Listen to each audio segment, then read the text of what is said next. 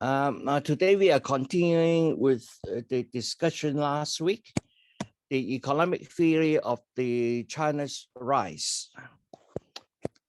Last time we talked about why the Industrial Revolution didn't occur in China. And because of that, this is the starting point of the Chinese defeat in competition with the West. Then we also answered why the question why did China develop so vigorously after the opening in 1978. The first reason is that for the first question, the answer is because of the examination system. Sorry, I need to answer the door. Hello? Yes, please come in.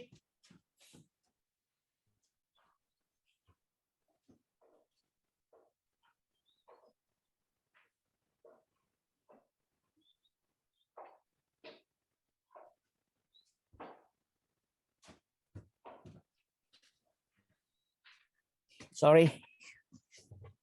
Okay, is the examination system. Okay, so the talents in China is directed towards Confucianism and the classics. And the second reason, the second question, why did China develop so vigorously? Because China was able to use the competitive advantage of people, manpower. So by using the competitive advantage, China collected its first bucket of gold. And the third, why can't China have the same level of economic performance before 1978?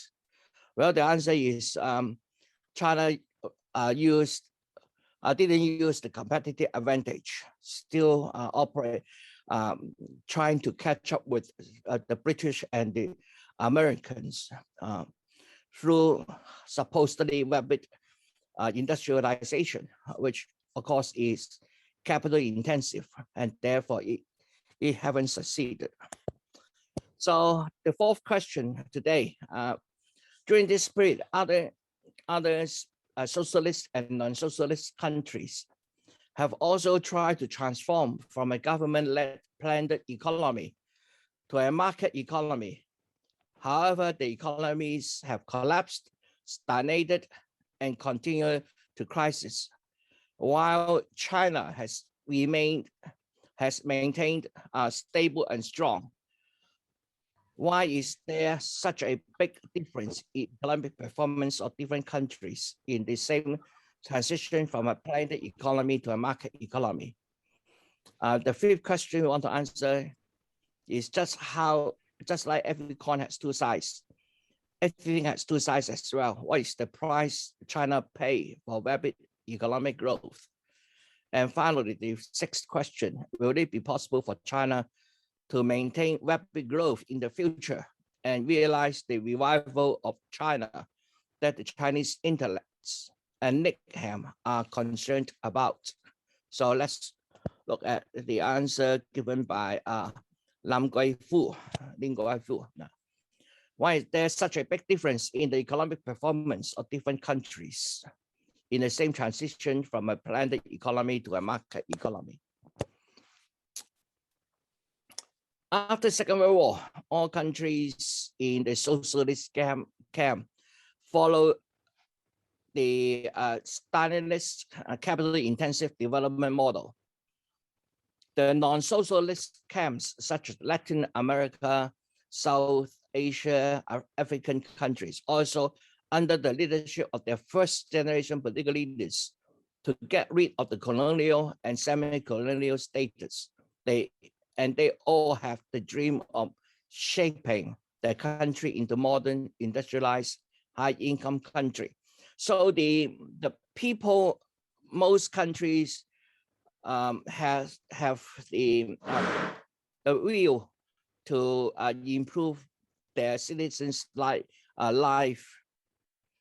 Therefore, in the 50s and 60s, no matter what the social nature of the country, the government directly mobilized resources. Sorry, there's some. Can you hear me after that noise? Yes, yes. Okay. They also failed to take advantage of the latecomers and the cost of inefficiency, government intervention, etc. So let's look into more detail about that.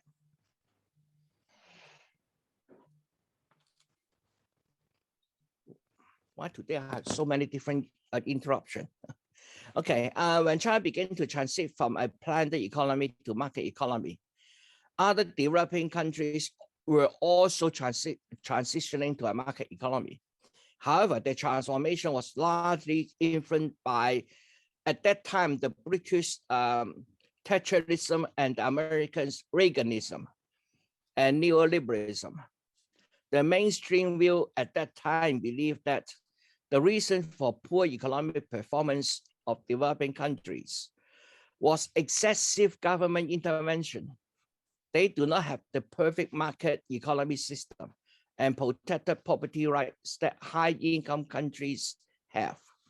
Therefore, in order to build a complete market economy system and improve economic performance, the proposal put forward at that time was adopt a radical shock therapy. There's also a book called Shock Therapy. I think it's written by a Canadian writer, a lady. At the same time, promote privatization, liberalism, marketization, and fiscal stabilization to cancel various government interventions in the market. Distortion in order to establish a sound market economic system. Many countries follow this transformation strategy, but the result is collapse, stagnation, and frequent crisis. Why? Well, the economic performance of developing countries was worse than that in the 60s and 70s. The average annual economic growth rate was lower, and the frequent crisis becomes higher. Therefore, some economists call the 1980s and the 80s and the 90s the lost 20 years. Neoliberalism fails to recognize that the government's intervention in the market is distorted in order to protect capital-intensive industries that have no viability in open and competitive market. In all protection subsidies, if all protective subsidies are abolished, these companies cannot survive and can go only to bankrupt. If the government allows companies to go bankrupt, it will lead to massive unemployment and an unstable social and political condition. Under such circumstances, how can the economy be developed? However, some capital-intensive advanced industries are closely related to the military and national defense. Even after the privatization of enterprise, the government will not allow such enterprises to go bankrupt for the sake of national defense security, such as Russia today.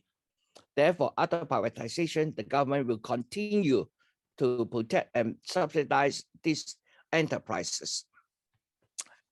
So one of the interesting things in Chinese development is in the 1970s after opening, China had taken a gamble. They focused on economic development and suppressed the needs of the defense. And therefore, the Chinese defense has not developed until 2020, until this century. China has adopted a different transformation strategy, the gradual transformation of the dual-track system. China adopts old methods for the elderly, newcomers, and new methods to provide transitional protection subsidies to enterprises in traditional capital-intensive industry that lack viability and liberalizes access to labor-intensive industry that meet their comparative advantages. So the steel mine, the mines, the heavy industry, capital-intensive industries is subsidized heavily, while China progressively transit from a planted economy into a market economy. It doesn't go through a shock therapy, a instant transformation from plan to market. It is a gradual process. In the beginning, China's infrastructure is very backward. And it's very important for labor-intensive industry. That means competitive advantage to gain a competitive advantage in the international market. It is very important to have a good infrastructure. However, it is impossible to build infrastructure across the country at the same time. Therefore, China has established special economic zones and industrial parks to build infrastructure in these areas. So China only focus is limited capital to enhance the industrial zones. And in order to do that, they have some special economic zones devised and say this is a special economic zone. We are using market policies, but the rest of China is still under the planned economy. With this method, China is able to build up its capital. In the beginning, there were a lot of distortions in China and business environment was very bad. The government provided one-stop services in special economic zones and industrial parks. If you look at the World Bank's business indicators, the China's business environment ranked low in the world. However, for companies investing and operating in special economic zones and industrial parks, the Chinese business environment is ranked in the high in the world rankings. So that is interesting. That means that depends on one interesting word by Deng Xiaoping. Let somebody get rich first. That means we allow a special economic zone to get rich first in order to make the first bucket of gold.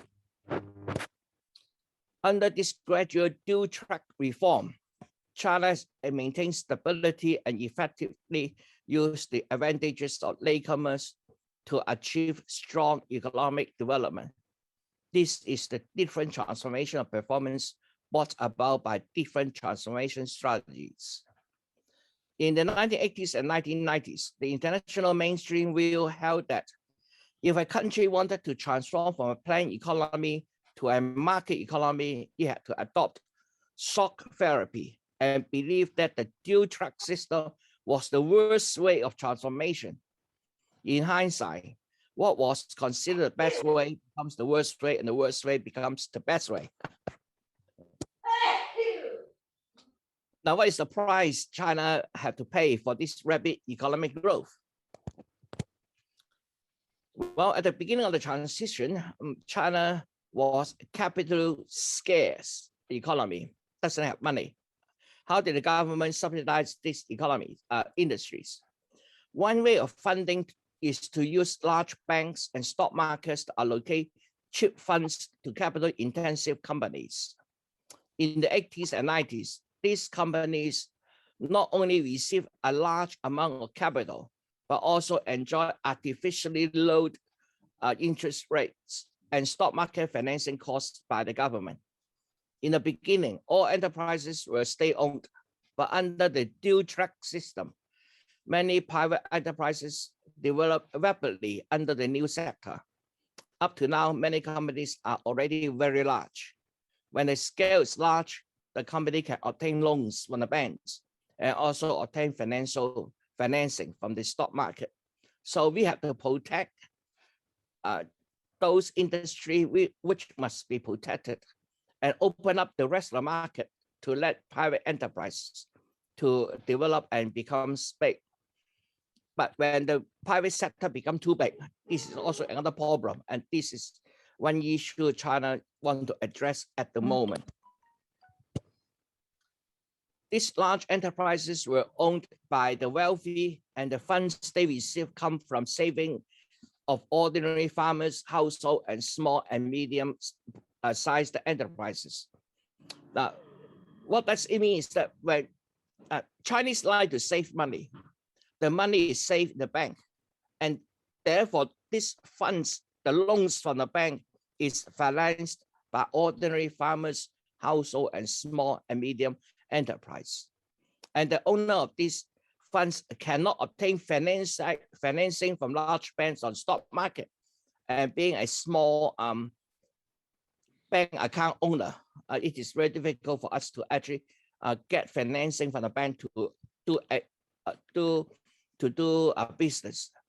So they put their savings into financial system, and the bank interest and stock market returns are artificially suppressed in order to subsidize the wealthy who own large companies. Allowing the poor to subsidize the rich will certainly increase income inequality.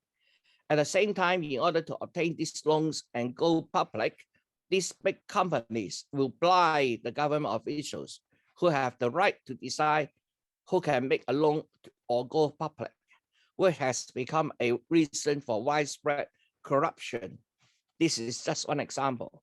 Others include distortion in the resource taxes and fees, monopolies in telecommunications, power and financial sectors, monopoly profits generated by monopolies, and rent seeking resulting from them. Large companies trying to get as much returns as possible. In the 18th and 19th, the capital-intensive industry violated their comparative advantages, and the enterprises lack viability because these capital-intensive industries means they need a lot of capital, and when the enterprise is mostly sponsored by the government, they are not capital intensive, and therefore they give up their comparative advantage. They don't have that advantage.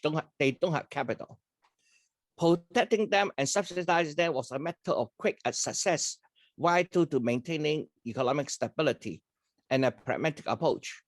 However, after maintaining an average annual GDP growth rate of 9.6% for nearly 40 years, China has developed from a low-income country to a middle-high income country. In 2016, China's per capita GDP was $8,100. Capital in China changed from a relative shortage to a relatively abundant. The original large capital-intensive industries have become China's competitive advantage because now China has capital, and companies have the ability to survive in an open and competitive market.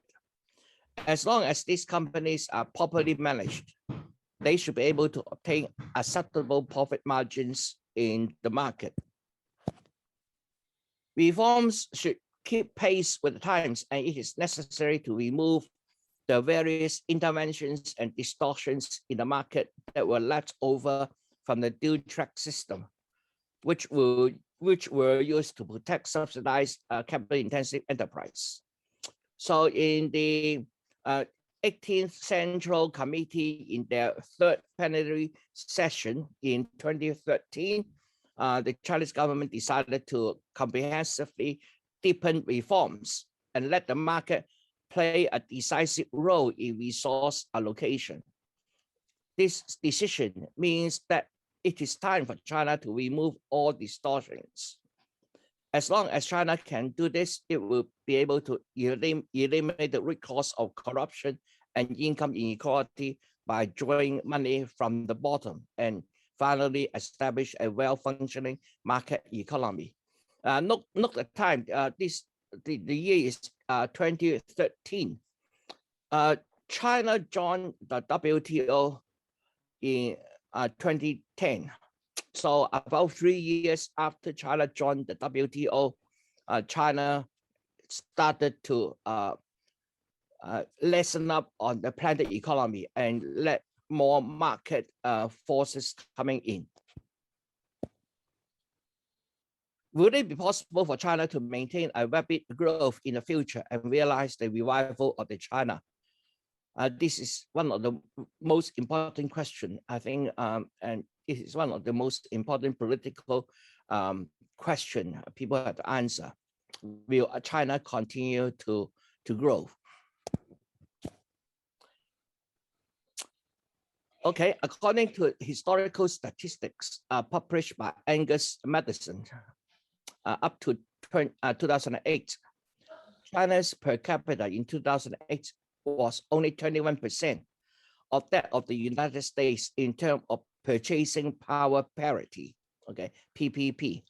This is the same as Japan in 1951, Singapore in 1967, Taiwan in 1975, and South Korea is 1977, okay? So we have at least Japan, Singapore, Taiwan, and South Korea, for examples to look at. These 4 East Asia economies all belong to the aforementioned 30 economies that have achieved an average annual growth rate of 7% higher for 35 years or more after World War II. Starting at that time, Japan starting at 1951, Singapore starting at 1967, and so forth. Based on the per capita GDP of 21% of the United States, these 4 East Asian economies use the advantages of latecomers to achieve an average annual growth rate of 8 to 9% for 20 years, which means that the perspective of the advantages latecomers. Since 2008, China has the potential for an annual growth rate of 8% for 20 years. So that means it will last to 2028, a growth rate of 8%. Now, from now on to 2028, China still have the potential to grow at a average annual rate of 8% for many years to come. However, potential is only a possibility. In order to make this possibility a reality, China needs to deepen reforms internally and eliminate the various distortions left over from the dual-track system. It also needs to look at the external environment of the global economy, which is beyond China's control. After the outbreak of the subprime mortgage crisis in the United States in 2008, the global economy had developed slowly and may have a long-term sluggish growth.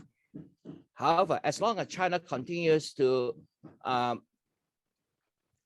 speak loud in his mind, seek truth from facts, take advantage of domestic advantages, and commit to supply-side structural reform, China will maintain a growth rate of at least 6% in the next 10 years. Now, what does 6% growth rate mean? In 2016, in terms of purchasing power parity, Chinese economy accounted for 18.6% of the world economy and 14.9% at market exchange rates. The 6% growth rate means that China will contribute about 1% growth rate to the world economy every year. The current growth rate of the world economy is about 3%, and therefore China will contribute about 30% of the world economic growth every year. In the next 10 years, China will be the engine of the world economic growth. There's the conclusion of that sentence. Okay, I deliberately run through it very quickly in order to give us some time for discussion, because I am sure there will be a lot of questions, I hope.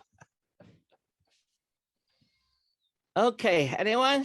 We start the discussion. No? Well,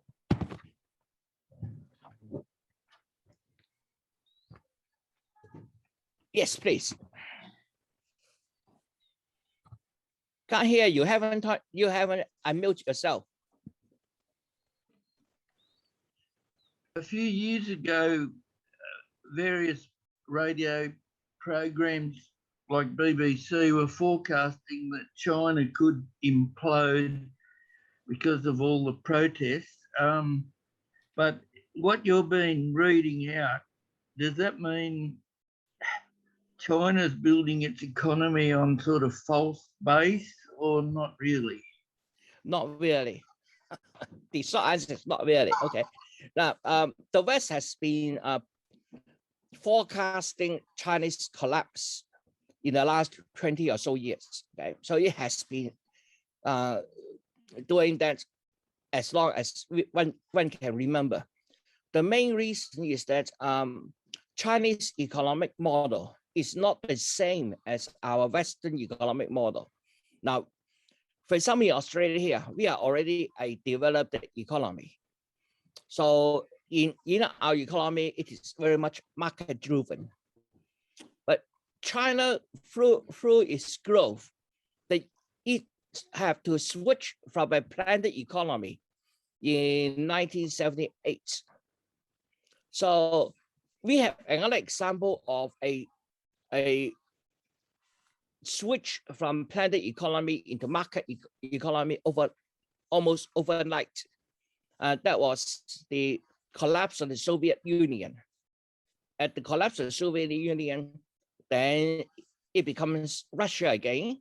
At that time, we noticed the Russian economy almost collapsed. We have a news about that people lining up in supermarkets buying bread and so forth. So that was a shock therapy, a overnight change over from planned economy to market economy, because the essential elements of market economy were not in place when you transit from a planned economy to a market economy. And China do that by slowly establishing rules and laws in order to facilitate that transformation. And because of that, it is very, very different from the economic theory that a lot of Western scholars were exposed to.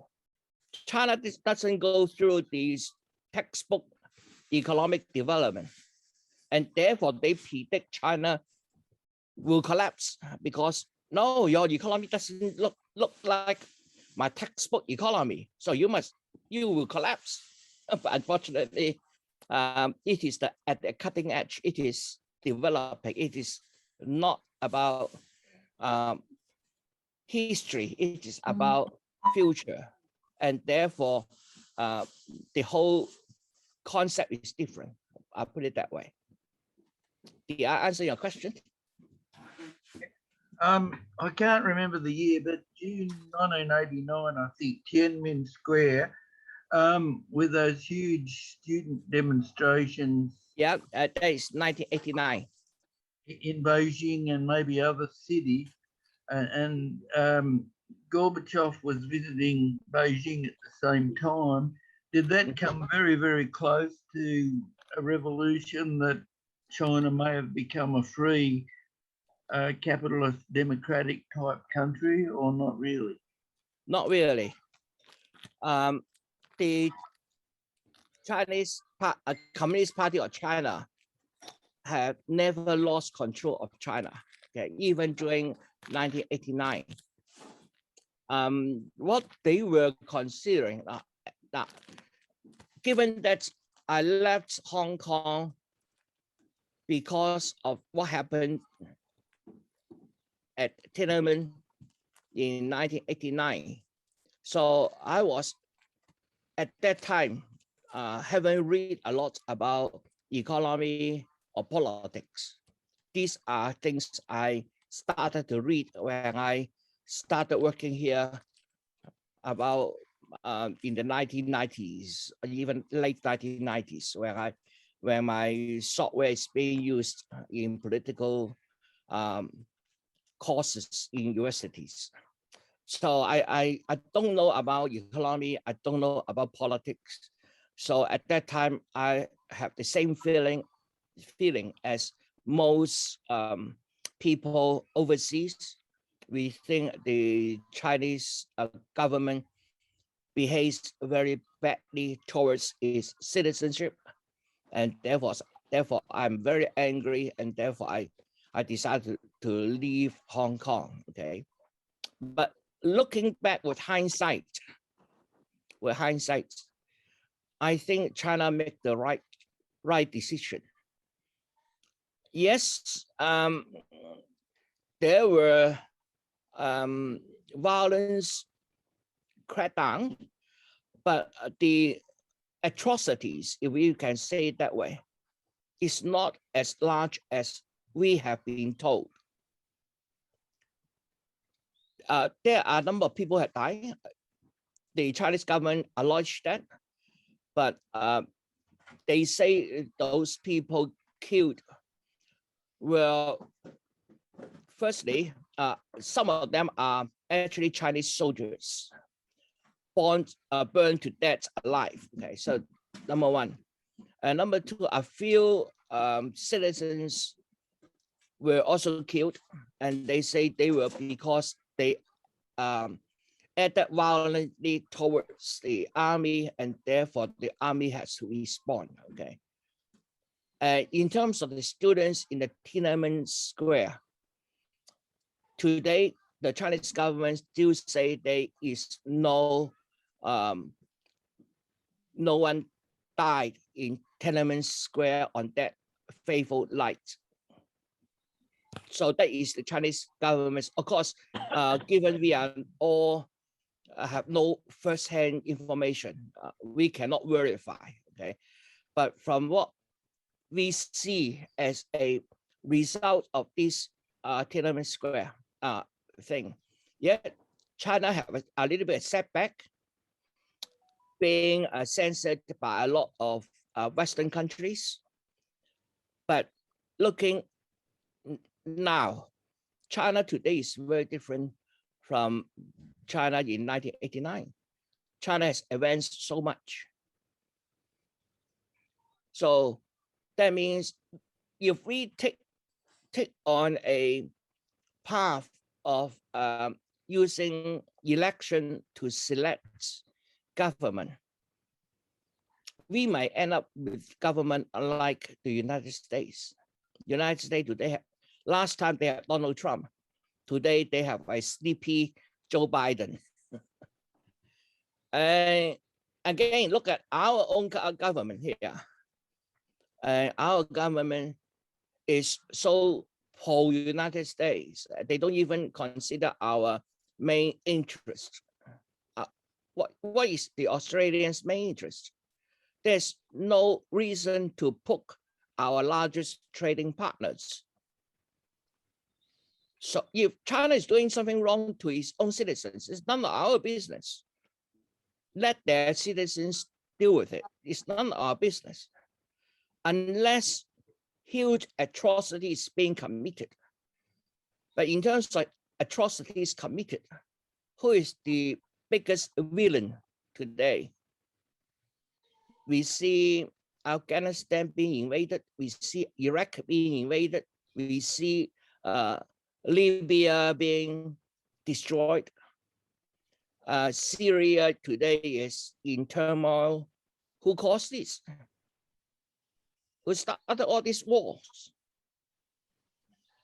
So you want to think in terms of a global political scenario, then we will have to question whether elected government is really good government.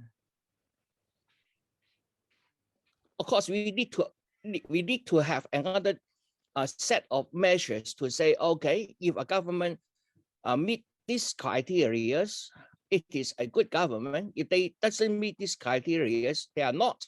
Okay, we need to set this criteria. But being elected into office, I don't think is one of the criteria. We have to look at the performance of the government rather than the formation method of the government. yes, the elected government has one advantage. When the government is doing badly, we can vote them out. But can we be sure the next government is good? We can't. Yes, Kristen. Thank you very much. I don't really follow the stock exchange at all, hardly just what comes on the news. But to do with Al Jazeera World News on TV in recent weeks, there's been some publicity about some enormous company in China might go broke, but also my wife and I, when we went through roughly 2016, there's enormous number of cranes and building huge buildings, but there's been publicity on the world news about China building sort of ghost cities to sort of create building growth and to promote the economy. But do you think they'll soon use up those ghost cities to house a lot of people, and that they are for a strong purpose? Now, in order to grow the economy, there are basically a few methods. Okay, one is supply side, doing, for example, government investing in infrastructure. Okay, government pay for a bridge, for example. Okay, and when government pay for a bridge, then we need workers to build a bridge, and therefore that money go into the workers' pocket, and the workers will spend that money as their wage at their living. Okay, and therefore you grow the economy. The economy keep on growing like that. Is one way.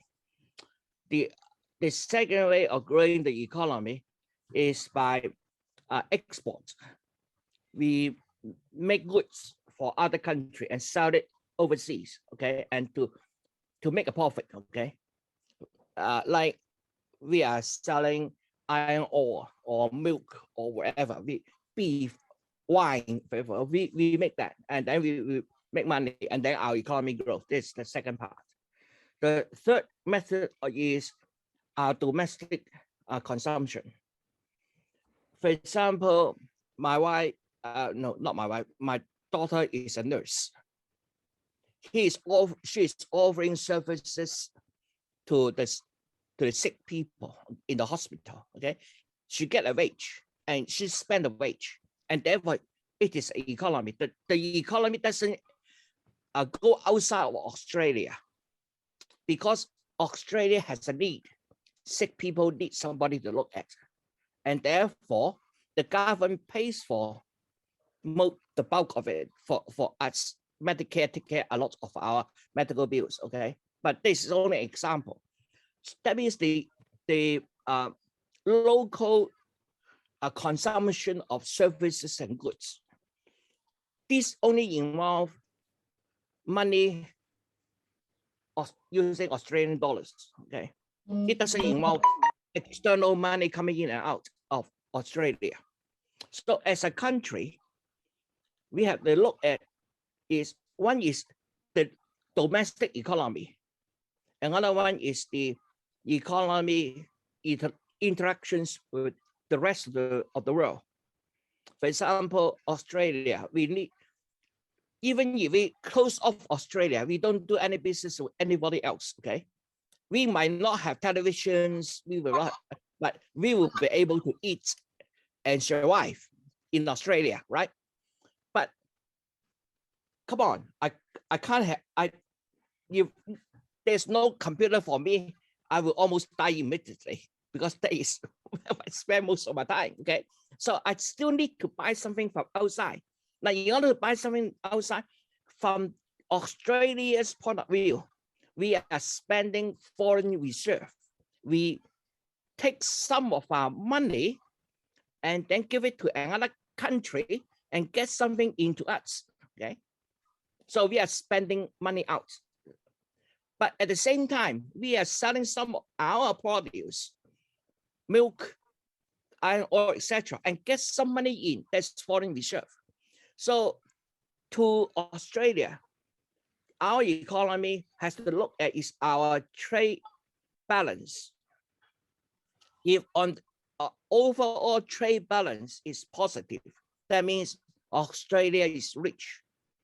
We are making more money than spending more money. Just like our household, we have a good household balance.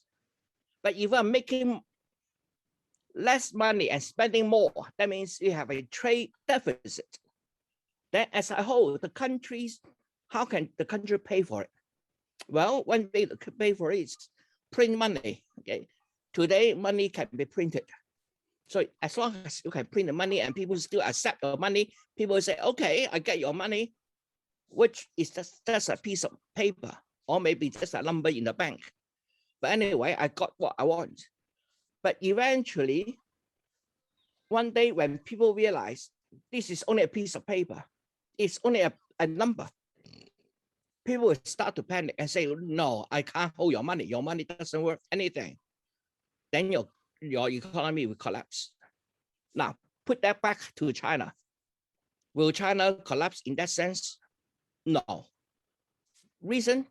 Because China has been trading with the rest of the world and it has been in trade surplus for the last 30 years.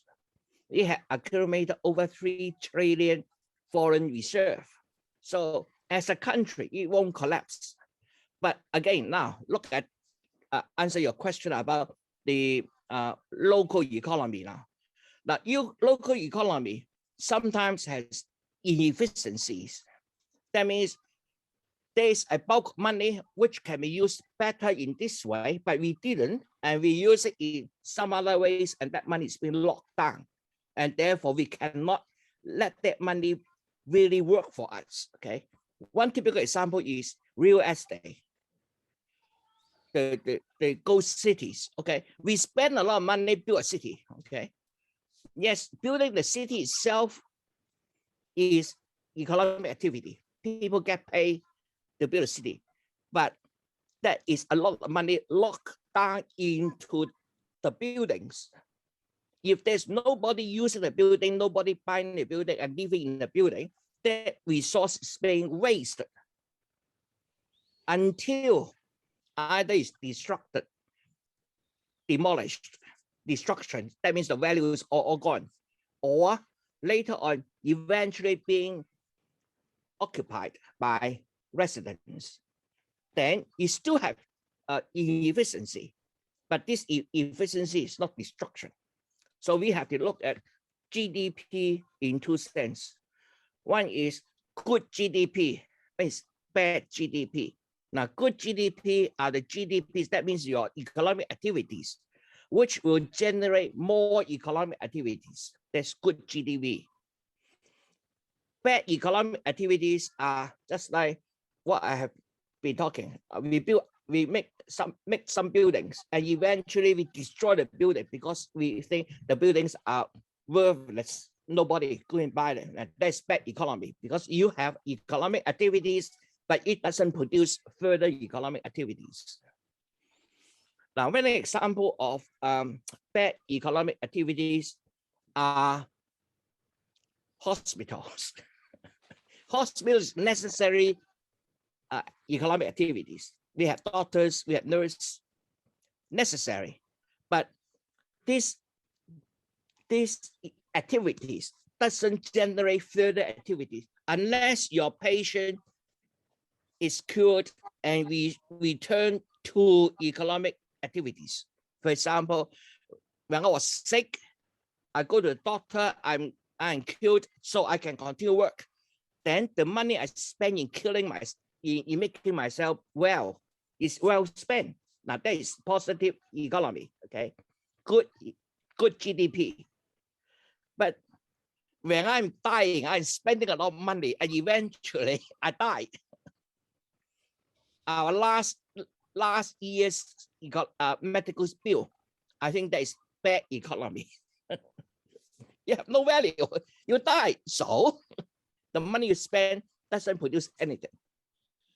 China do have a lot of bad economy GDP there, but it doesn't change the overall status of China being a rich, wealthy country, in the sense that it has $3 trillion of foreign reserve.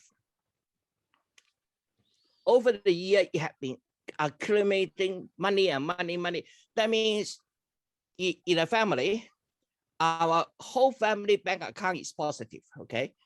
But we have several accounts. My wife's account, my account, my daughter's account, all together combined, it is positive. But mine is negative. I borrow money from my wife. It doesn't matter, as long as the whole family has money. So that is the eternal economy part. As long as the destruction of GDP is not large enough to damage your overall situation, there's no problem. That means I borrow money from my wife, but my whole household have only $100, but I borrow $200 and gamble and then lost it. Then that is a problem. Suddenly, the whole family becomes negative $100. But as long as that destructive part of the economy is not bigger than your overall economy, I don't think that's a problem. That's my understanding.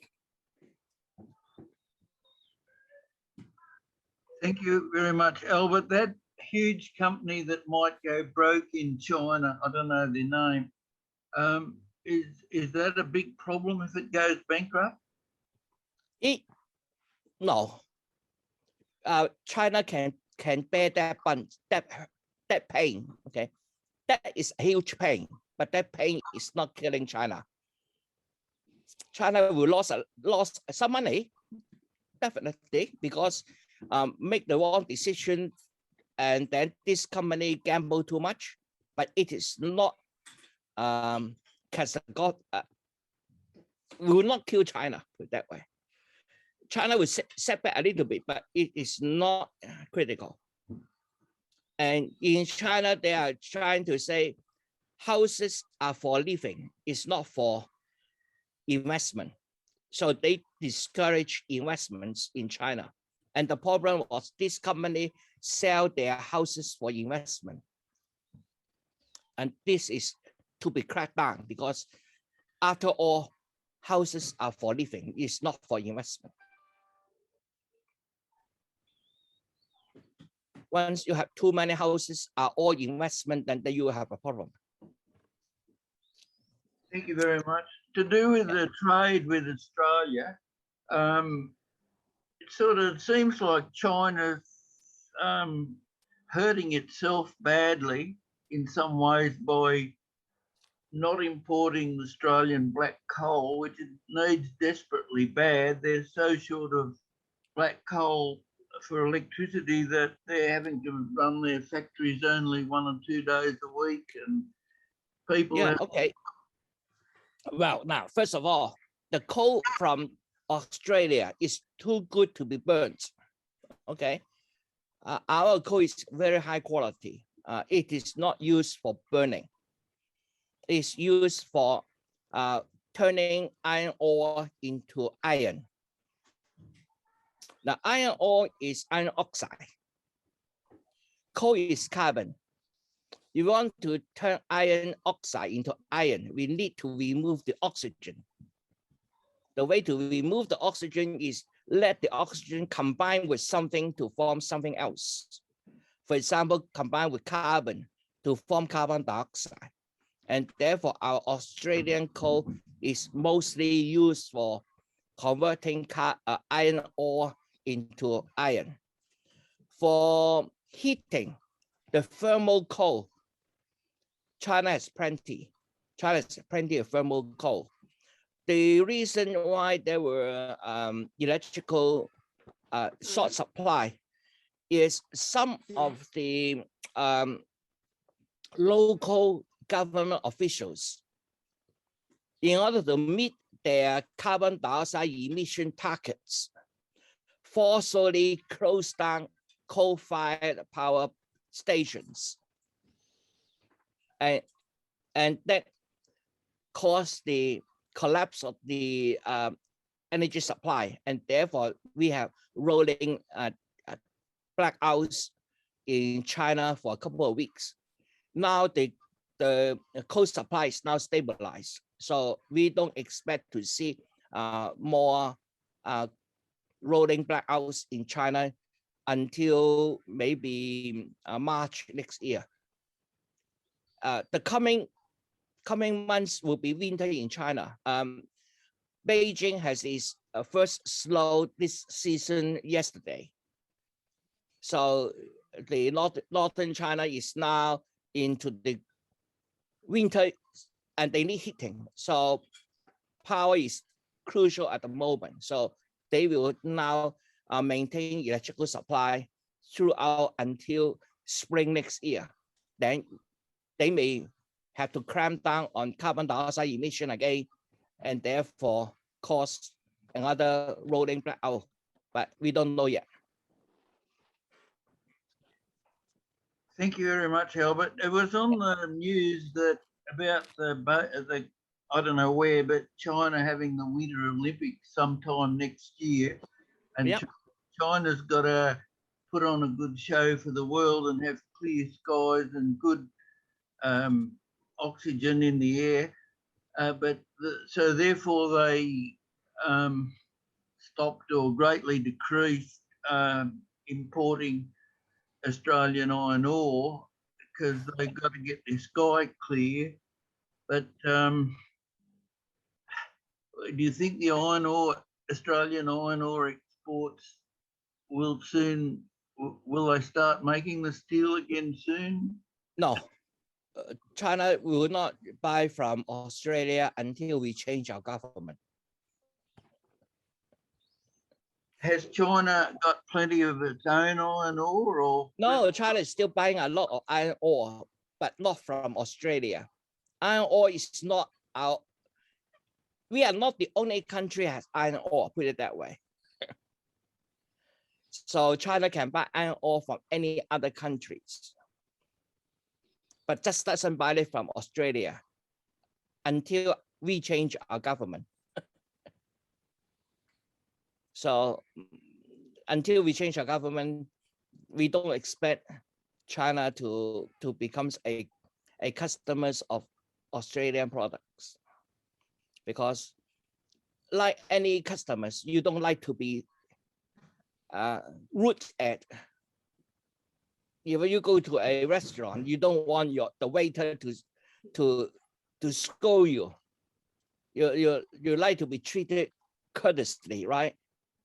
And when our government is not treating the Chinese government courteously, then the Chinese government say, well, why I have to buy iron ore from you? I have plenty of sellers willing to sell iron ore to us. And on the other hand, China is also now. Everybody knows about COVID, right? We are just opening. For example, we started international travels only 1st of November. And Americans also started international travel only this week. So the world economy is not going full scale. But the American government had give the Americans several rounds of subsidies, several rounds of money. We have also got, is that $500 from our government, everybody? I think so. At the beginning of the COVID, I think the government gave us some money, right? Same for Americans. So what the Americans do with the money? They buy things. Buy what? Well, buy some durable things like the refrigerator, televisions, the white goods. And the only country who is making all these white goods are China. And therefore, China maintain its exports, maintain its supply chain, whereas the rest of the world is needing produce from China. When China closed down its factories, the world trembles because you can't buy things from China anymore. The Chinese government factories is not able to produce the product because there's no electricity. But at the moment, the problem is even bigger because of the logistic. We know that one container from China to the west coast of America in 2018, before the COVID, is about $4,000 for one container to be shipped from China to America. Today, it is over 30,000. It's almost 8 times more expensive. So you can imagine the cost of logistics increased so much. The main reason is all the containers, the boxes themselves, the container boxes, are stuck either on ships waiting for to be unloaded, or stuck in the ports, or stuck somewhere. China doesn't have enough containers to put the goods in, and therefore the containers themselves are very expensive. And the second reason is the ships. There is about 100 ships waiting to be waiting to go into a dock and unload its goods. And the usual turnover time for a container ships to unload were 1 or 2 days. Now, because of the logistic in United States, it has extended to about 2 weeks. It's causing a lot of problem with the global logistic at the moment. Buying something from China takes a long time for it to get delivered. I'm still waiting for a monitor screen to come, which is I have ordered about 1 month ago. It still haven't left China. It's still stuck in China. I just have to wait because of the logistic. Okay, and no more question? Like in China, I think even today, Mao Zedong is a great hero, although he died in 1976. But really, I think hard to say his name. Deng Xiaoping is really far, far, far more of a hero, really, than Mao Zedong. I mean, Mao Zedong had the Cultural Revolution, I can't say what years, but 1960s perhaps. They seem to be a total failure. Yeah, I agree with you. Deng Xiaoping is a much more heroic than Mao Zedong. I totally agree. No argument. I don't have. Yes, I do believe that Deng Xiaoping really changed China. Yes. Okay, in that case, see you next week then. Bye-bye. Thank you very Thank much. you, Albert. Thank you. Thank you. Bye. Good to see you Bye. all, Albert. Okay, bye-bye.